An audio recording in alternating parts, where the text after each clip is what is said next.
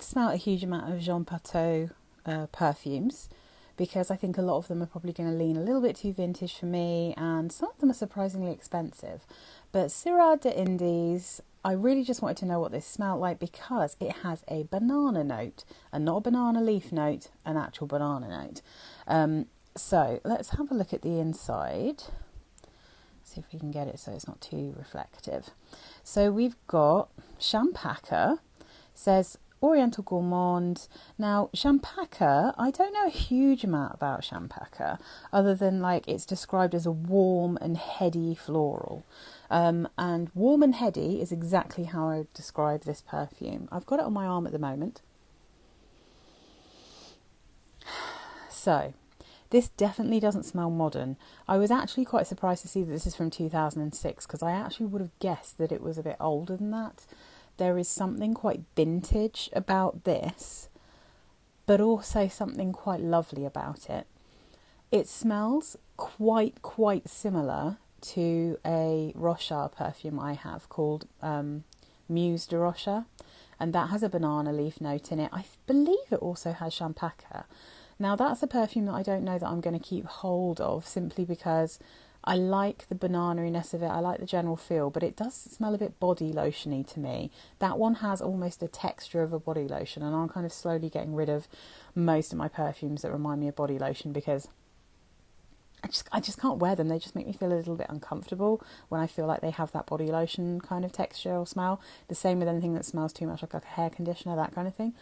But this one, this is that same kind of scent profile, but without having the body lotion-y vibe. And instead of the body lotion-y vibe, you've got more of a traditional kind of sort of sweet, sandalwoody, ambery, perfumey perfume smell, if that makes sense.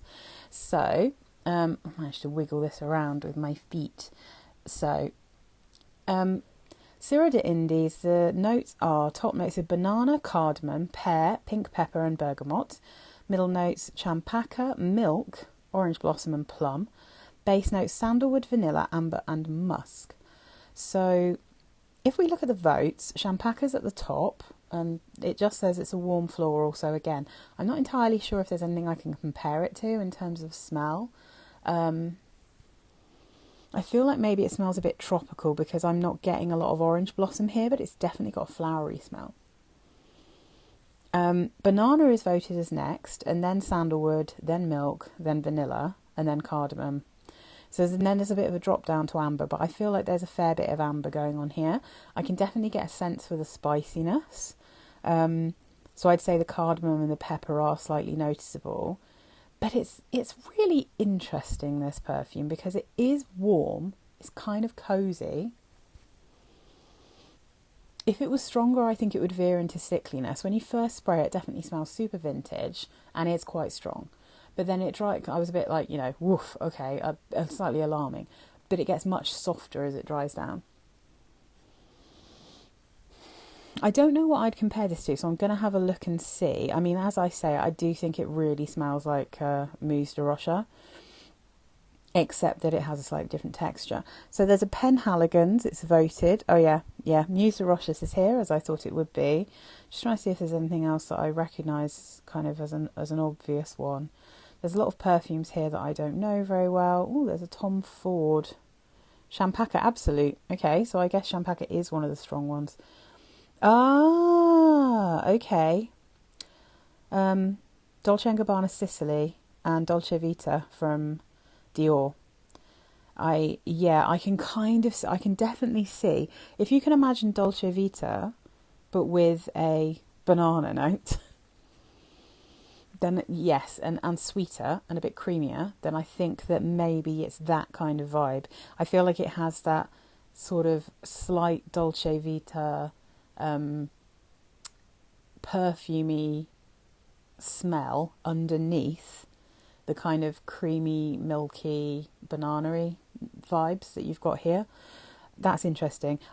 Sadly, I've never smelt Sicily because it was discontinued before I could ever smell it.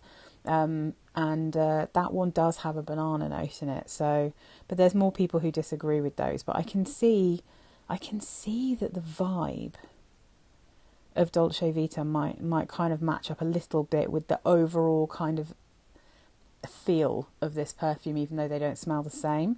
So the other thing that's interesting in the comparisons is that it's been compared to the Navitus perfume Ambrosia Imperiale, which is the perfume made with the YouTuber AI the Great. So let me just have a look. I think that's one with banana. Yeah. So that one looks like it's much more gourmand than this. This isn't gourmand. This is a perfumey perfume. But the more it dries down, the more you get a sweet, milky smell. And you can kind of sense there's banana in it, but it's not just banana. It's actually super pretty. And this is one that I'm definitely going to give a full wear test to, because my very first impression was, no, too vintage. Because I have smelt this before. And I was like, no. But now I've come a bit further with my perfume journey. I thought, I'm going to try this again.